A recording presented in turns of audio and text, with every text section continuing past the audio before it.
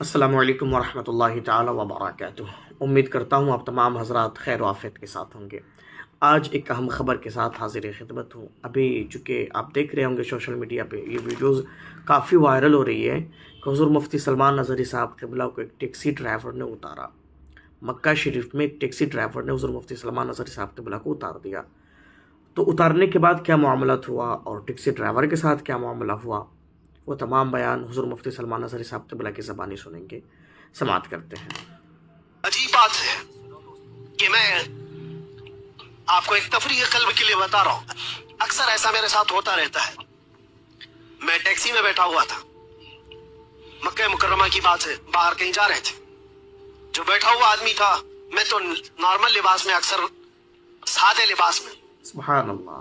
تو انہوں نے پوچھا چلاتے چلاتے، کہا کہ بھائی صاحب آپ کی شکل مفتی سلمان نظری سے ملتی جلتی ہے۔ ماشاء اللہ۔ میں نے کہا کون ہے وہ؟ انہوں نے کہا نہیں جانتے ہو آپ کہاں سے ہو؟ ہندوستان سے ہو؟ نہیں جانتے ہو آپ؟ میں نے کہا نہیں، بتاؤ تو کون ہے؟ پھر وہ بتانے لگا ایسے ہے ویسے ہے، بڑے ہے، عالم ہے، وہ ہے، تعریف۔ میں نے کہا بھائی وہ تو بھڑکاؤ مولانا تو نہیں آپ بول رہے ہو، ان کی بات کر رہے ہو؟ وہ غصے میں آ گیا، دل ملایا، کہا توبہ کرو نہیں تو ٹیکسی سے اتر جاؤ۔ سبحان اللہ۔ میں نے کہا بات کیا ہے؟ کہا کہ کیوں ایک عالم کی تم توہین کرتے ہو، آپ کیوں ایسا بولتے ہو ان کو؟ میں نے کہا وہی نا جو جیل گئے تھے ابھی۔ میں نے کہا ہاں گئے تو تھے۔ تو کہا پھر اسی لیے میں ڈرتا ہوں ایسے مولانا لوگوں سے۔ میں نے کہا میں ڈرتا ہوں ایسے لوگ۔ تو بیچارہ ٹیکسی سائڈ میں لگا دیا اور کہا تم اتر جاؤ بھائی۔ میں ایسے آدمی کو نہیں بٹھاتا، میں نہیں بٹھاتا، آپ اتر جاؤ، آپ توہین کرتے ہو علماء کی۔ میں نے کہا چلو معاف کرو، یہ ٹاپک چھوڑ دو، دوسری بات کرو۔ پھر وہ یوٹیوب کھول کر کے دکھانے لگا، یہ دیکھو، یہ سنو، حق بات کہا ہے، ظالموں نے پکڑا ہے، فلاں فلاں ساری چیزیں بیان، خاموشی سے سنتے رہے۔ میں یہ بات کیوں کہہ رہا ہوں آپ کو؟ کوئی لطیفہ نہیں ہے، مجھے ریئلائز ہوا، احساس ہوا۔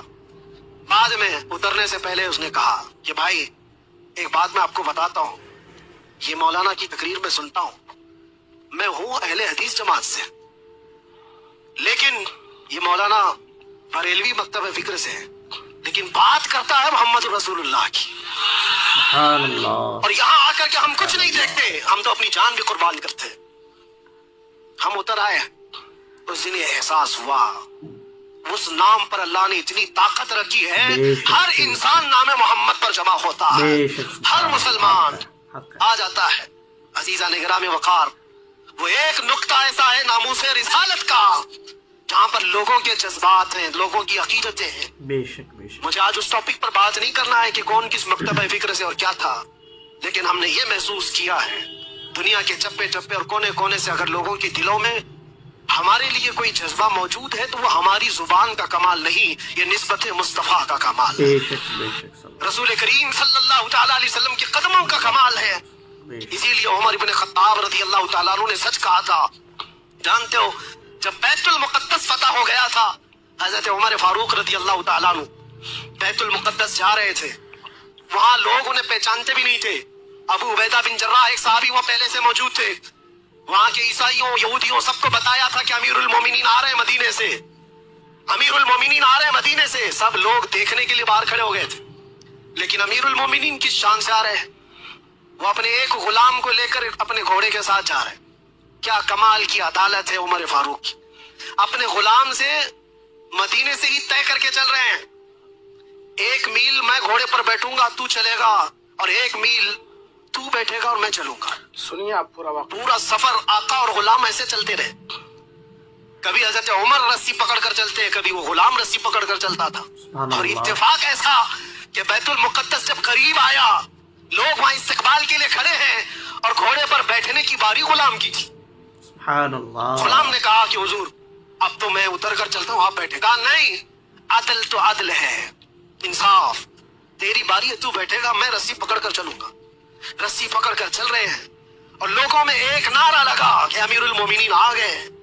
سب دوڑ کر کے اس گھوڑے کی طرف جا رہے ہیں جو گھوڑے پر سوار آ رہا ہے۔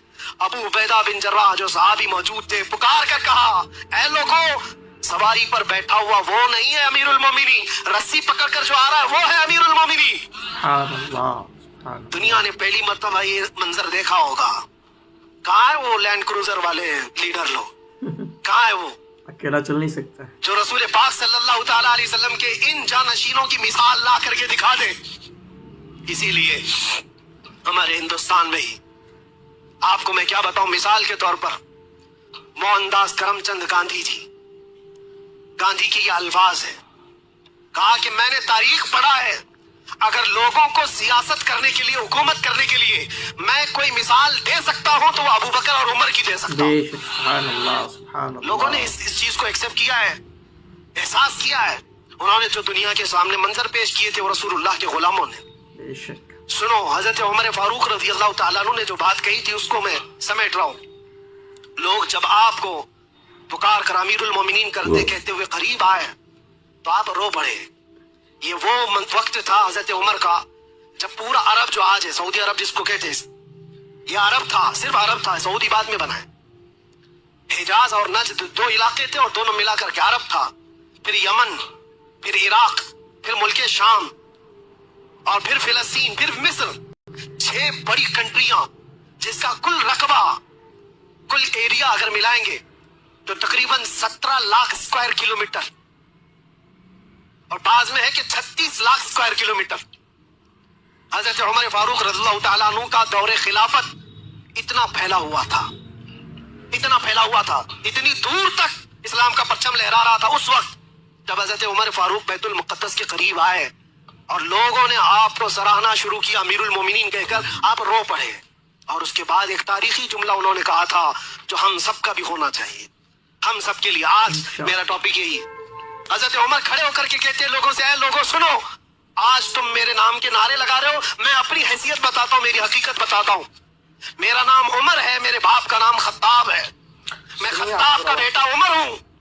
बचपन में मुझसे तो बकरियां नहीं संभाली जाती थी, मेरे बाप मुझे बकरियां चराने के लिए भेजते थे तो बकरियां इधर से उधर हो जाती, और जब बकरियां मुझसे नहीं संभलती तो रोज मैं अपने बाप के घोंसे खाता था, रोज मुझे मार पड़ती थी मेरे बाप से, बकरियां मुझसे नहीं संभलती थी। और आज तुम देख रहे हो 36 लाख स्क्वायर किलोमीटर का पूरा रकबा उमर तन्हा उसकी निगरानी करता है। और ऐसी निगरानी मदीने में बैठे हुए उमर फारूक है।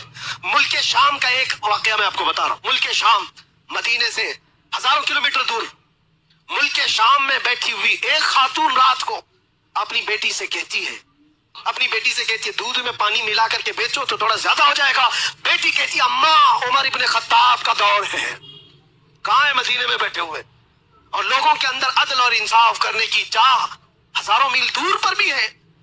तो हजरत उमर उस दिन ऐलान करते, आज जो बचपन में 2 बकरियों को नहीं संभाल सकता था, 36 लाख स्क्वायर किलोमीटर को तन्हा चलाता है, वो इसलिए नहीं कि खत्ताब का बेटा उमर है, इसलिए चलाता है कि मोहम्मद रसूलुल्लाह का गुलाम उमर है। बेशक बेशक, उनके जो हम गुलाम थे, खल्क के पेशवा रहे। कुल मिलाकर के एक ही नुक्ता है, हमें करनी है शहींशाह है बता की रजा जोई। वो अपने हो गए तो रहमत परवरदिगार अपनी। अगर हुजूर हमारे हो गए तो फिर बचा क्या है? इसीलिए सहाबा क्या कहते थे पता है? सारे जख्म खाते थे, मुसीबतें उठाते थे और फिर मुस्कुरा करके हुजूर से कहते थे, हर सितम हर मुसीबत गवारा है या रसूल अल्लाह, एक बार तुम कह दो कि तू हमारा है। तुझसे तुझी को मांग कर मांग ली सारी कायनात। सहाबा कराम भी बड़े अकल के साथ, बड़े इश्क के साथ मांगते थे। हुजूर पाक सल्लल्लाहु ताला अलैहि वसल्लम जब जब किसी सहाबी से कहते कुछ चाहिए, कुछ मांगना है, तो उनका सलीका भी तो देखो मेरे अजीजों। तुम्हें अगर ऑप्शन दे दिया जाए तो जल्दी से क्या मांगो? हर एक के अपने मसले, हर एक के मसले, जो जिस मसले में उलझा हुआ है वही मांग लेगा। अरे नौकरी नहीं लगती, 2 साल से भटक रहा हूं, नौकरी मिल जाए। किसी को छोकरी नहीं मिलती, वो मांग रहा है, या जो चाहिए वो नहीं मिलती, वो मांग रहा है। इसी में सारी दुनिया तुम्हारी। मेरे अजीज दोस्तों, आपने सुना ना हुजूर मुफ्ती सलमान अजीज साहब क़िबला का बहुत ही ज़बरदस्त ये बयान है। सुने और अमल भी करें। हुजूर सल्लल्लाहु ताला अलैहि वसल्लम के हम ग़ुलाम हैं, उन्हीं के नक्शे कदम पर चलें तो इसी में हमारी भलाई है। आज जो हम पर मुसीबतें आई हैं वो सिर्फ़ और सिर्फ इसलिए कि हम शरीयत मुत्तहरा से दूर हटे हुए हैं, हम इस पर अमल नहीं करते हैं। हम तो दम भरते हैं कि हम आका के ग़ुलाम हैं, लेकिन हम नमाज छोड़ रहे हैं। शरीयत और हमारी मुसलमानों की पहचान दाढ़ी, हम दाढ़ी नहीं रखते। ہاف پینٹ میں گھوم رہے ہیں اور نہ جانے کتنی خرابیاں ہمارے اندر پائی جاتی ہیں۔ میرے عزیزوں، حضور کے غلام ہیں تو ان کے نقش قدم پر بھی چلیں، یہی ہمارے لیے بھلائی ہے۔ اگر ہم ان سے بھٹکے تو پھر دیکھ لیجئے کیا معاملات ہو رہا ہے ابھی۔ پھر اور کسی ویڈیو کے ساتھ ملیں گے۔ السلام علیکم ورحمۃ اللہ تعالی